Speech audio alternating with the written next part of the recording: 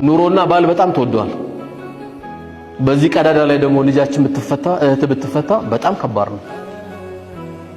በጣም ከነአይቡ ወላሂ ባሏ ይሻላታል። ከነአይቡ ወላሂ እንኳን ወጣቶች ናቸው አብዛኛው ሳያቸው እንኳን እናንተን የሚያክሉ እህቶች አይደሉም።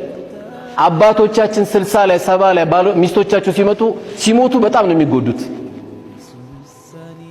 አንተ አይብ ከምሸፈን ሚስታቸውን ነው የሚፈልጉት። በቃ አላህ ኑር አድርጓታል። የቤት ኑር ናት። ስለዚህ ስሞታ አታብዢ። ሁለተኛ አንዳንድ ያው ሴቶች የሚሉት አለ እኔ እኮ ላንተ ምገባ አይደለም አይባልም እንዴ እና ሳታየው ነው እንዲያገባሽው እኔ ላንተ ምገባ አይደለም ማንሽ አንቺ አይባልም። እንደዚህ የልጆችሽ አባት እንዲህ ይባላል። በቃ የፈለገ ወንድ ደግሞ ችግር የለም አንቺ ጥሩ ሁኚ እንጂ ጀነት ውስጥ ኑር ላይ ስለምትሆኚ አላህ ያዘጋጃቸው ወንዶች አሉ። እዛ ታገቢያለሽ። ዱንያ ላይ ሁሉም አይሟላም። ስለዚህ ለባል ከማትሉት ነገር አንዱ እህቶቼ እኔ ላንተ ምገባ ሰው አልነበርኩም እንደው አላህ ጥሎኝ እንጂ እዚህ የመጣሁት አይደለም። ዝም በይ አይተሽው ተነጋግረሽ ነው የመጣሽው። እንዲህ አይባልም።